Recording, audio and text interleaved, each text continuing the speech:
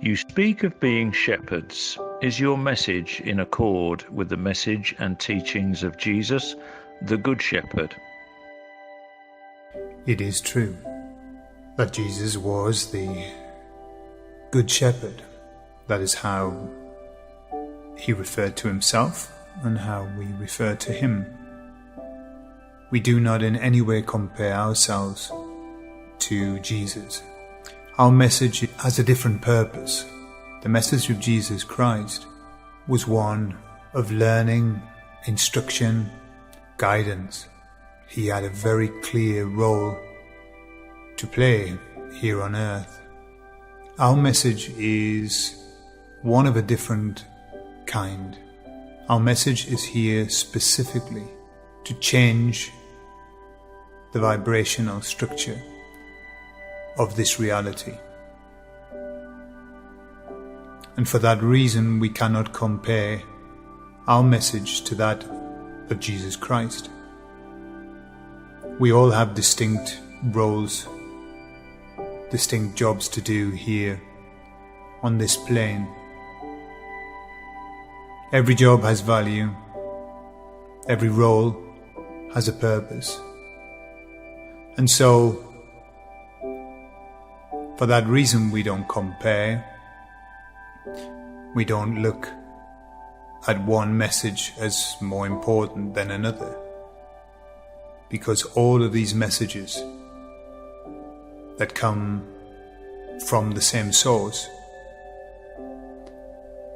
have distinct purposes. The message of Jesus Christ was a powerful one for this earth and caused a change, a dramatic change in how people thought, perceived this life.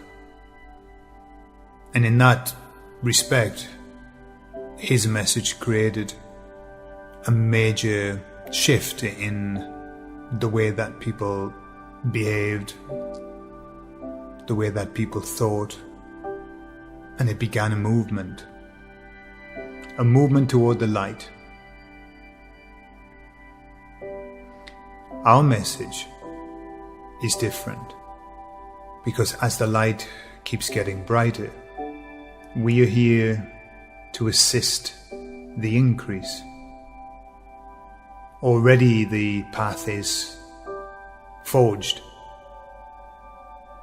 Our job is to speed things up toward the end, or perhaps better said, toward the beginning of the new.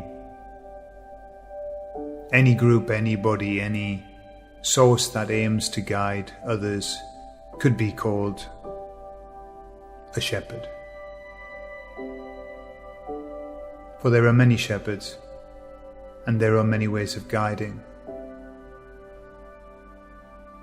But the end result is always the same.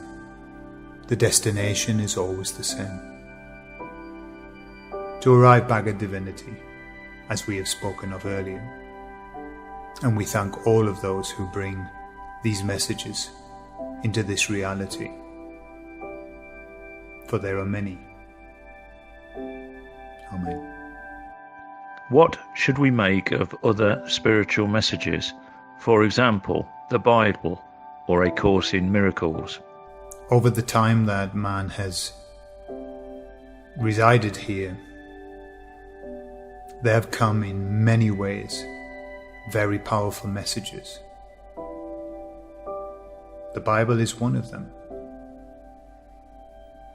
as is so many other books, so many other messages that have come through other means. But we would like to add a word of caution. We speak of books being inspired of God. And this is a good thing, for there are many books, there are many people who are inspired of God. However, we must always keep in mind we must always be aware that although the inspiration comes from God, the act of writing, the act of producing, is filtered through that of mankind, that of man.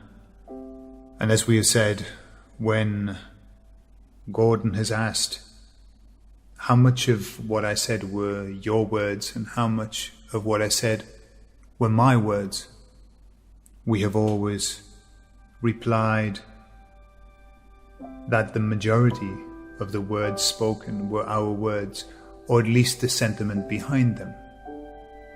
But also there were other words which were not of us, produced by Gordon. Because he wants to help the process, because his mind thinks at times that he understands what it is that we want to say. And so he injects into our conversation, our communication, his own words. And so our warning to you is that you must understand that although something can be inspired of God, they are not the words of God. They are the words of man in its desperate attempt to funnel into a limited form of communication as is language. The thoughts and the intentions behind this inspiration add to that the additional problem that unfortunately mankind is apt to take the very words of, for example, the Bible and hail them as being the words of God. They are not the words of God.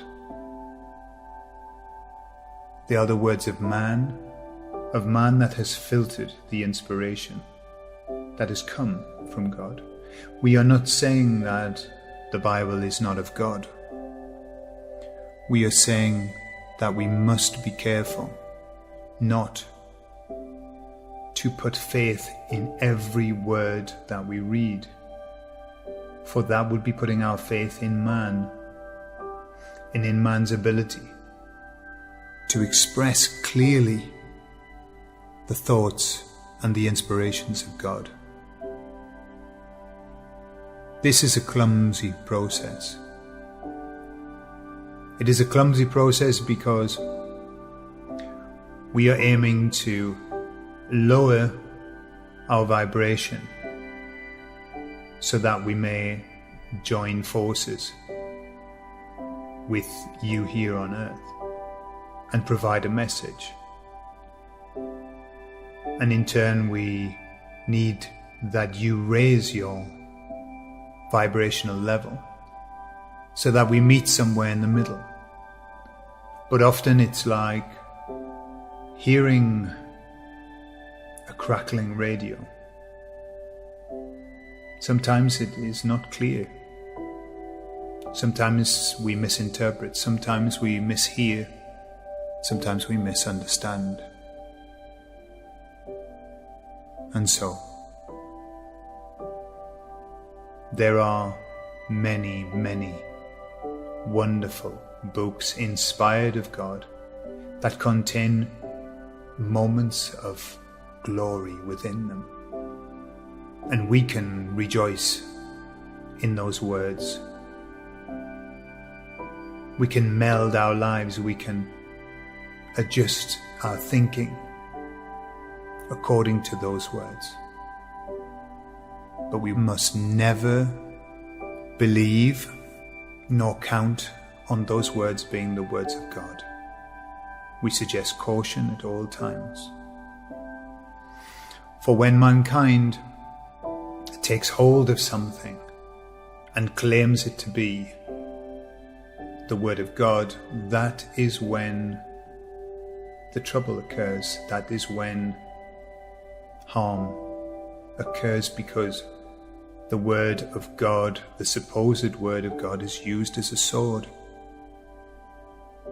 It's used as a weapon of control, and that was never its intention. And so, yes, please enjoy these books.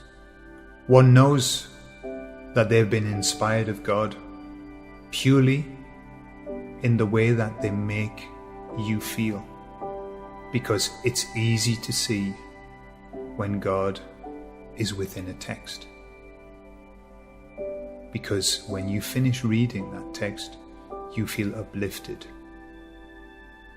You feel your energy having been lifted.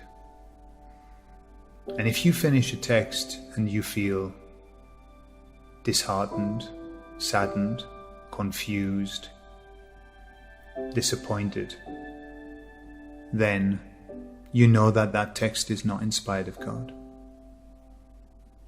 And that the likelihood is that mankind placed themselves between in that communication and began to add their own words and their own ideas of what that message was. So we say again, there are no words that are of God. There are only words inspired of God. And the difference between the two can be immense sometimes. Amen.